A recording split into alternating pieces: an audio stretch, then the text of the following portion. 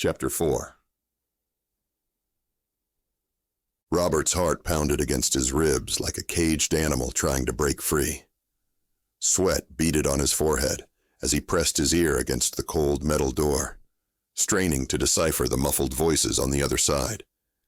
He thought the place was deserted, and the signal had been a glitch. But now, with people talking beyond the door, reality snapped back into focus. Fantastic job, Robert. You outdid yourself this time.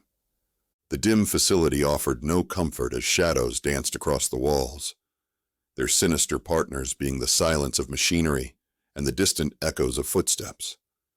The overwhelming scent of oil, mixed with something more acrid and metallic, assaulted his nostrils, making it harder to concentrate on the conversation behind the door. Maybe they're janitors, he tried to convince himself, though he knew better. The tension in his muscles mirrored the dread tightening in his chest. If he were caught snooping around, the consequences would be less than desirable. Or maybe they're armed guards discussing their favorite ways to dispose of intruders. His wry sense of humor offered little solace. Either way, it's fantastic news, right? A quick survey of his surroundings confirmed what he had already figured. No way out. There were no windows, vents big enough to crawl through, or an escape hatch on the floor. Cornered in the derelict building, he stared at the unlocked door as footsteps grew louder. No escape from this predicament was available to him. He whispered to himself to think, searching for a solution in desperation. His fingers fidgeted with the hem of his shirt as his mind raced through possibilities, each one more far-fetched than the last. "Hey, did you hear that?" A voice came from the door's other side, causing Robert's blood to run cold. He held his breath, praying that his whispered musings hadn't given him away. Robert imagined their faces, twisted with suspicion and curiosity, straining to listen for further signs of an intruder. He had to act fast before they decided to investigate beyond the door. "It's just a rat." Another voice dismissed after a few moments. Robert almost sighed in relief, but managed to catch himself in time. "God, I hate rats," the first voice said, a shiver of disgust clear. "I swear, one of these days we need to get an exterminator in here." "Right, because that's our biggest problem right now. That stupid safety system keeps malfunctioning. We need someone to fix that. It can draw too much attention," the second voice retorted. Robert smirked at the banter, even as his lungs burned. It was almost comforting, in a twisted way, to realize that potential criminals shared his penchant for snarky commentary. He assumed they were criminals. It didn't make sense to Robert that this place wouldn't be occupied, with no guard out front, unless it was being used for nefarious reasons. He forced himself to stay focused while stifling his amusement. "I need them to leave, and then I can figure a way out of this mess." His eyes scanned the room once more, desperate for a solution. But the bleak surroundings offered no answers, only the crushing reality that his fate remained precarious. Without a word, he pleaded for the men to leave, the weight of his situation bearing down on him like a giant concrete block. Every noise was amplified, exaggerating every water drop and scurrying of rats. Robert's stomach leaped into his throat as the door to the room creaked open. His fists clenched tight enough as he prepared for a fight, expecting the worst, but hoping for the best. In walked a man who contrasted against the gritty atmosphere of the facility. He was dressed more for a cocktail party than running around a warehouse, from his polished black shoes to his crisp, white dress shirt, complete with cufflinks in the shape of miniature half-moons.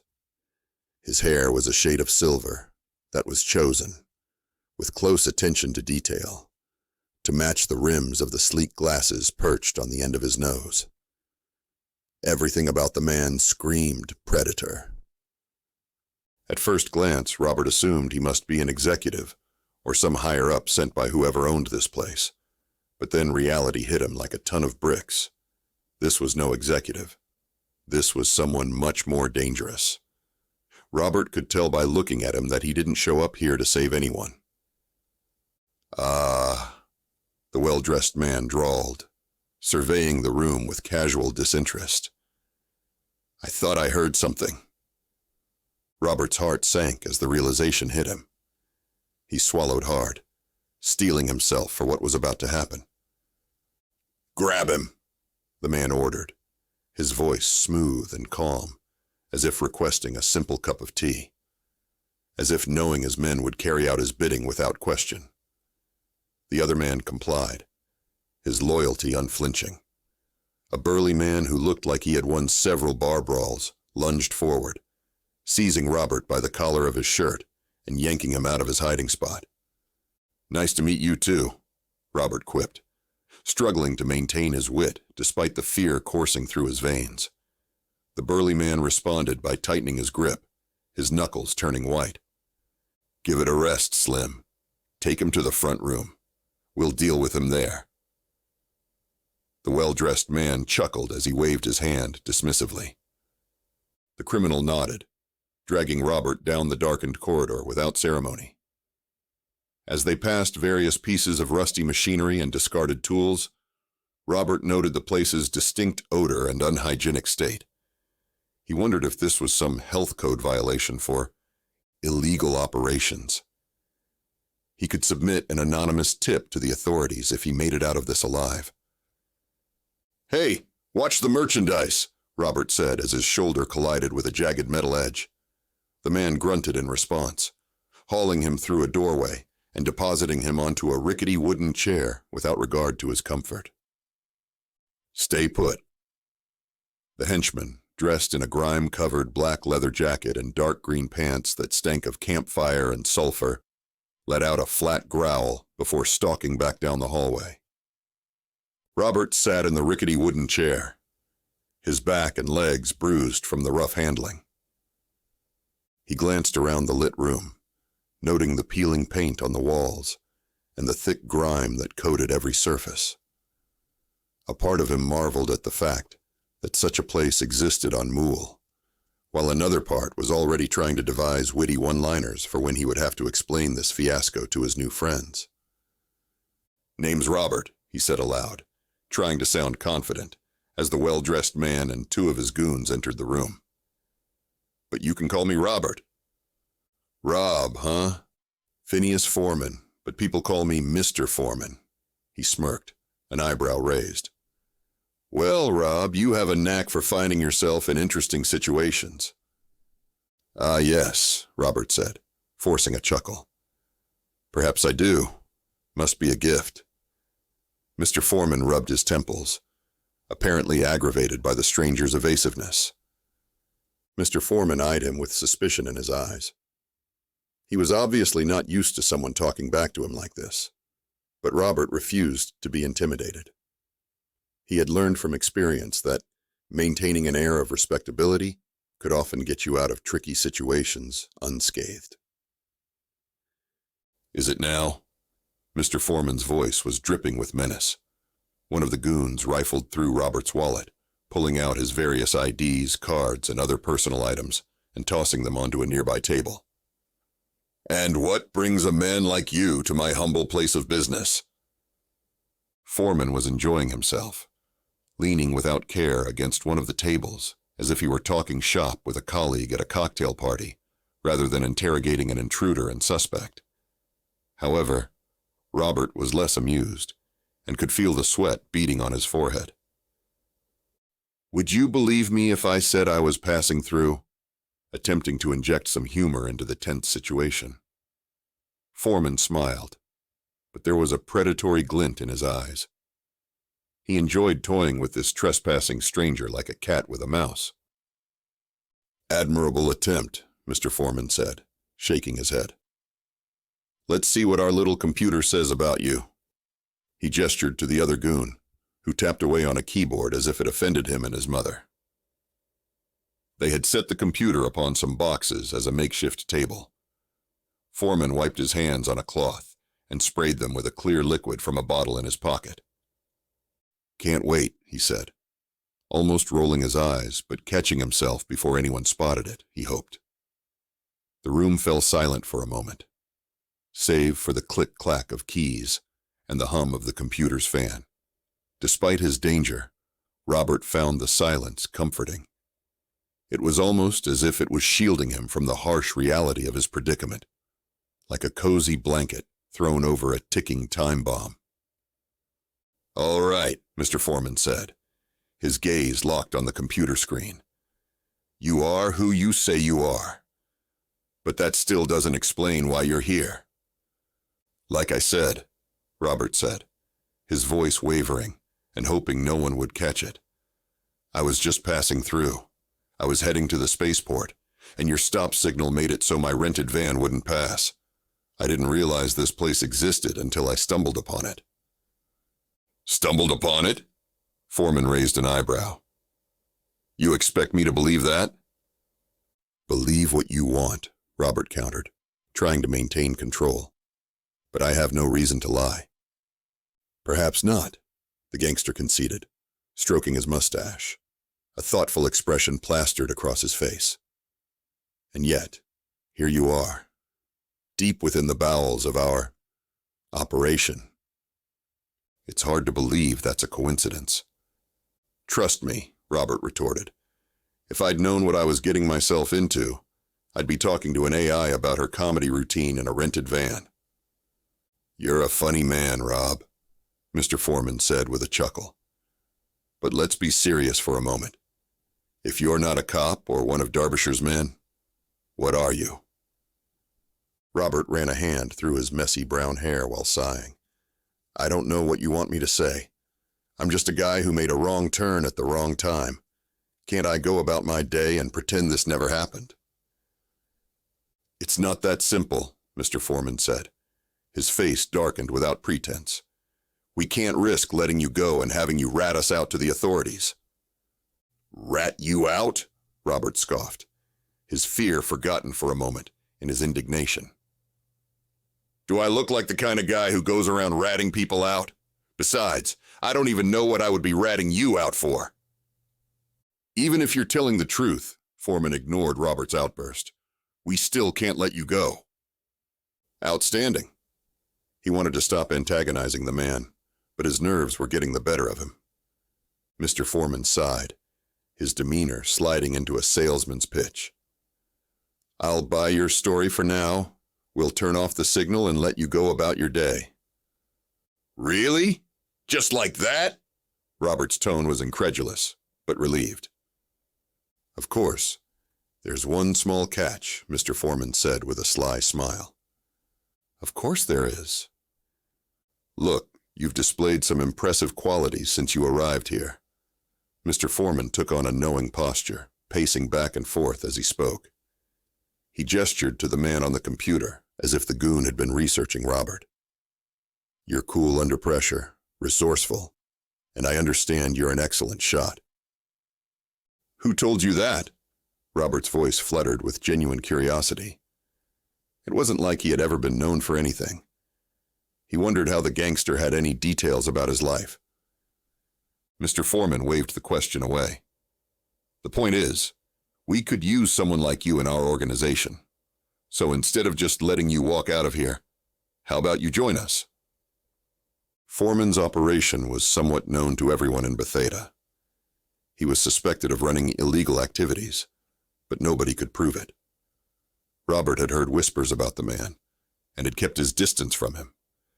Joining a criminal organization was not something that Robert had ever considered. He blinked at the unexpected proposal, at a loss for words. His mind raced as he figured out the best way to handle the situation. He settled on a plan. He didn't think it was a good plan, but a plan it was. "Thanks for the offer, Mr. Foreman," Robert drawled, feigning interest. "Mind if I think it over for a bit?" "Take your time," Mr. Foreman said, a predatory grin spreading across his face. "We've got all day." As the criminals sauntered out of the room, leaving Robert to mull over their proposal, he knew that time was of the essence. He scanned his surroundings, noting the dark corridors and echoing footsteps that signaled the presence of guards. Robert racked his brain for an escape plan. His eyes darted from one corner of the room to another until they landed on a ventilation grate near the ceiling. With a smirk, he realized it was large enough to squeeze through. "Maybe I'm not too lanky after all," he quipped, dragging a table beneath the grate, attempting to be quiet and climbing atop it. Robert pried the grate open with surprising ease and hoisted himself into the vent, ignoring his back and shoulder pain.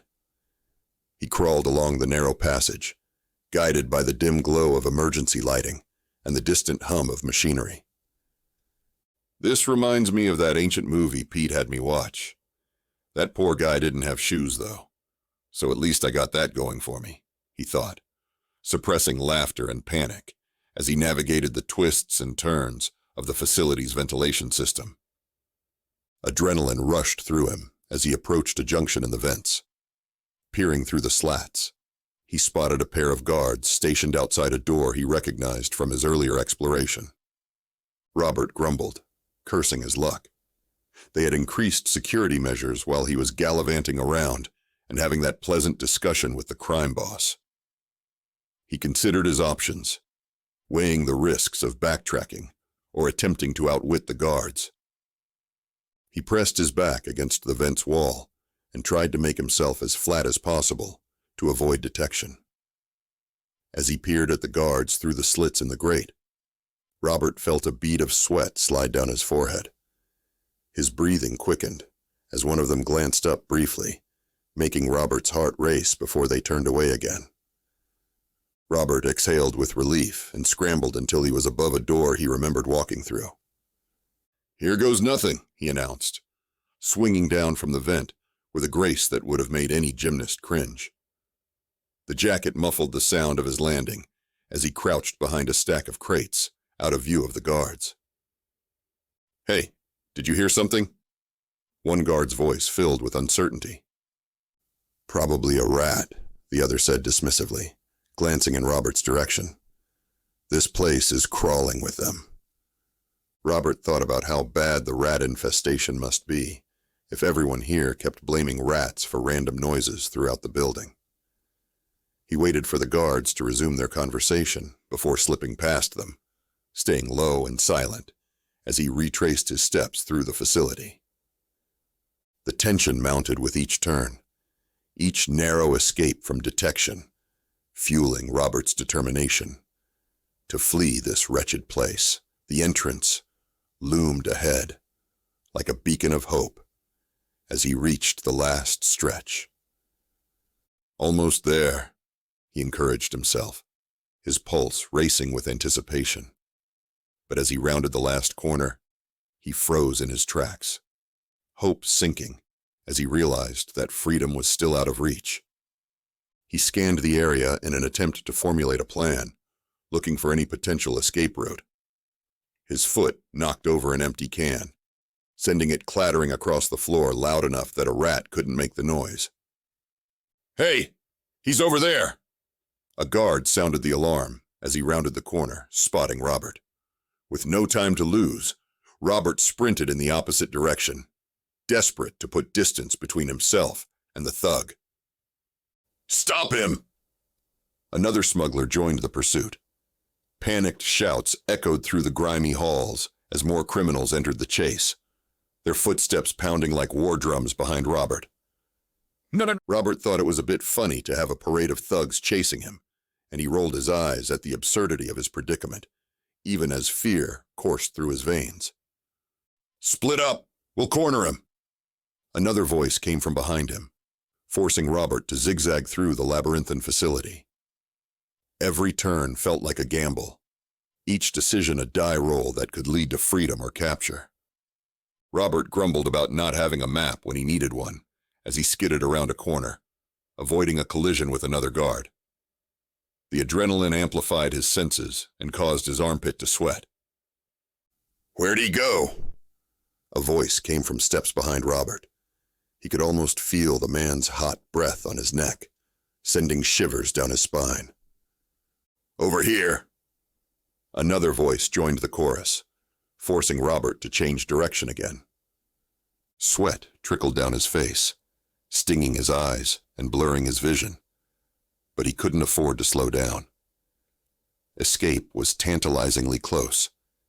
He had to keep moving.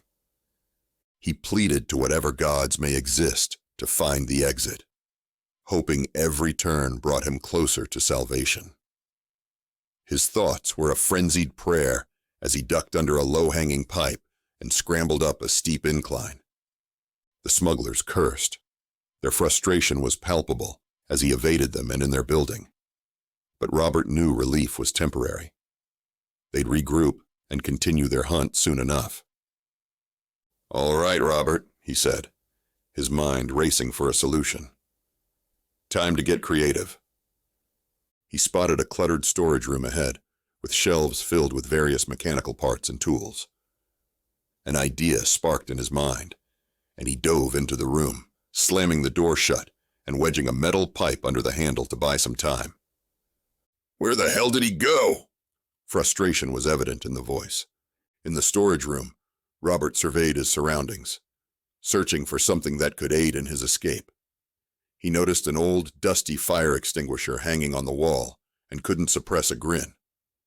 He whispered incoherent gibberish as he grabbed the extinguisher and hid behind a shelf.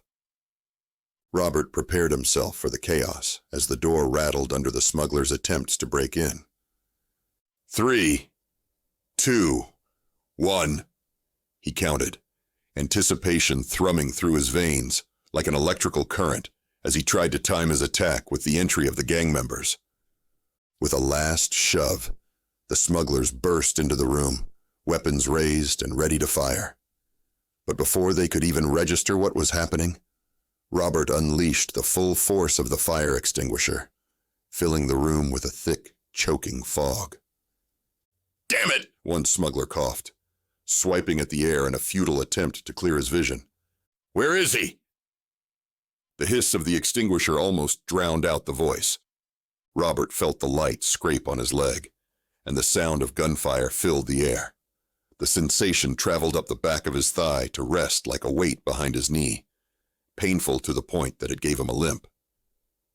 Taking advantage of the confusion, Robert darted past the disoriented criminals, clutching the now empty fire extinguisher like a lifeline. He sprinted down the corridor, his lungs burning and legs threatening to give out beneath him. But he couldn't stop. Not yet. "Should have sprung for the deluxe membership at the gym, or at least gone to a gym," he panted, cursing his lack of stamina as he rounded a corner and missed a collision with another guard by a hair. "Got you now," the guard snarled, lunging for Robert with a fierce determination, missing him with little room to spare. Robert used the fire extinguisher to hit the guard over the head as hard as he could, and tossed the emergency equipment aside. The criminal crumpled onto the floor. Robert barreled toward his destination, his breath coming in short, ragged gasps. The facility stretched on forever, a labyrinth of identical doors and flickering lights that offered little hope of escape. But there was no time for despair, not with the sounds of angry smugglers echoing through the halls behind him. "Mr. Fannec, I really must insist that you reconsider your actions." Mr. Foreman's smug voice came out from the shadows over the overhead speakers, causing Robert to grind his teeth in irritation.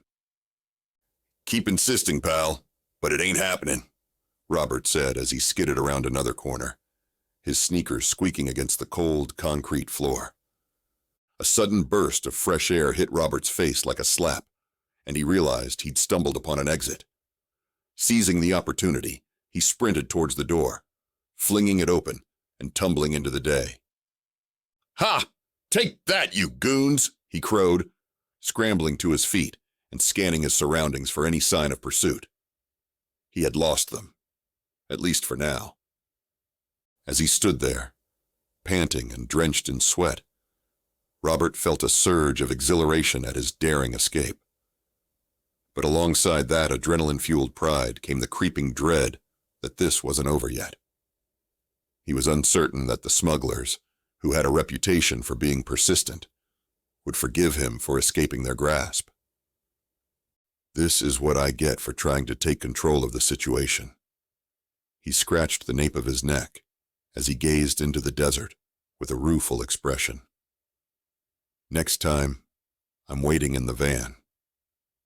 Despite the lingering threat of capture, Robert cracked a small, weary smile. He could put enough distance between himself and the facility before they realized he was gone. All right, time to get moving. As Robert began to jog around and away from the ominous buildings, he couldn't shake the feeling that danger still lurked around every corner. And while he may have escaped the clutches of Mr. Foreman and his goons, for now, there were still countless unanswered questions in his mind. Robert realized they had all his information, including his real name, address, and UCM number. They could easily track him down if they wanted to find him, and he cursed himself for getting involved. Well, shit.